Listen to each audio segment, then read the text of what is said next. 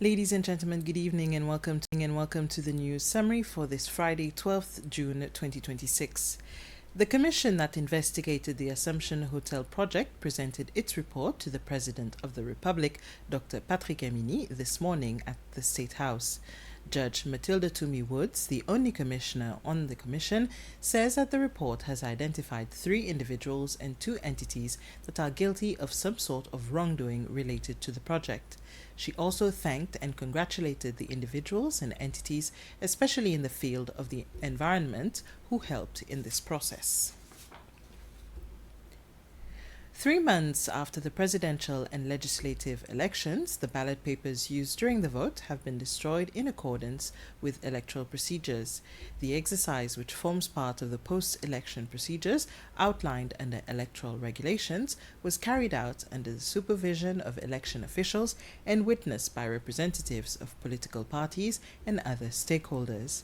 The Chief Electoral Officer, Manuela Amspri, says that the burning of the ballot papers remains the most efficient and practical method of disposal given the large volume involved. We're disposing all ballot papers, meaning marked ballot papers and unmarked ballot papers, therefore the booklets themselves. And we're also disposing all registers of voters that were assigned to political party agents on election days.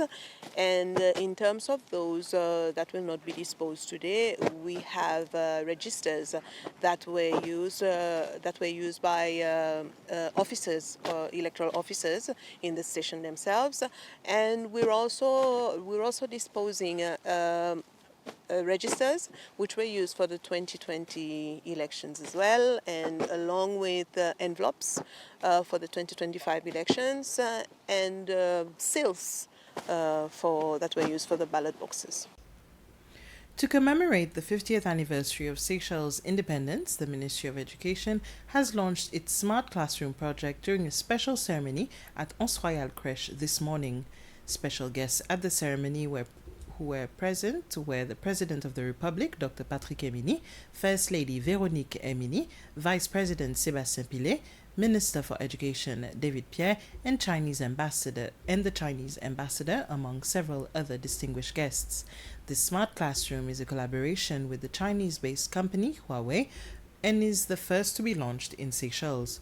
During his speech at the ceremony, Minister for Education David Pierre noted that it is an important milestone in Seychelles' education sector. He says that for the last 50 years, education has remained an important pillar for the development of the country.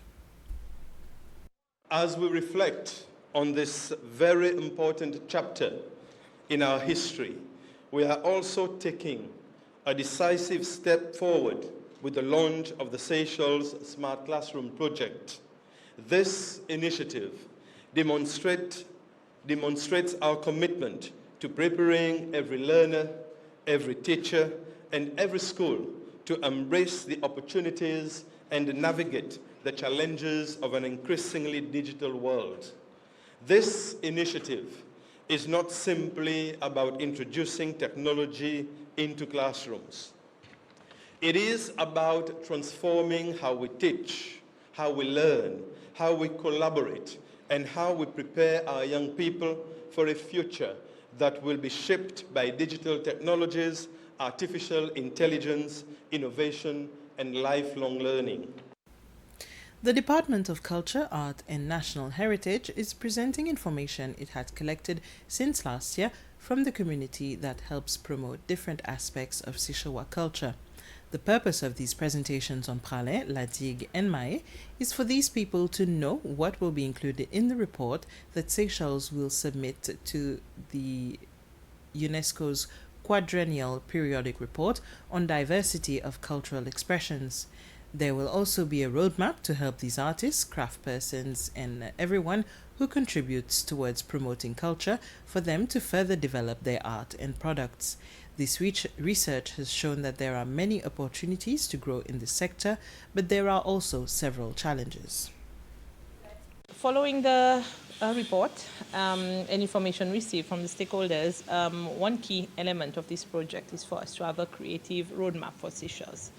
This roadmap primarily will deal with the gaps and find solutions, strategies that we can implement to ensure that we are able to support our creatives, especially in regards to one key element I can say is, of course, the access to finance and access to raw materials. So our expert from UNESCO, she's not just going to look at these issues, but look at the environment in which our creatives operate in. What are the laws, perhaps, that we need to amend, or new laws we need to bring in to allow our creatives to prosper for the future. A delegation from Côte d'Ivoire is in Seychelles to learn from the country's experience in fisheries and aquaculture development and to strengthen bilateral cooperation. The delegation, led by Côte d'Ivoire's Minister of Animal and Fisheries Resources, Sidi Timoko Touré, held discussions with Seychelles Minister for Fisheries, Agriculture and the Blue Economy, Wallace Cosgrove. According to Secretary of State for Fisheries and the Blue Economy, Alain de Commarmont, both countries share a strong fishing culture and are exploring opportunities for greater collaboration in the blue economy sector. During the visit, the delegation toured fisheries and aquaculture facilities to gain a better understanding of Seychelles' achievements in these areas.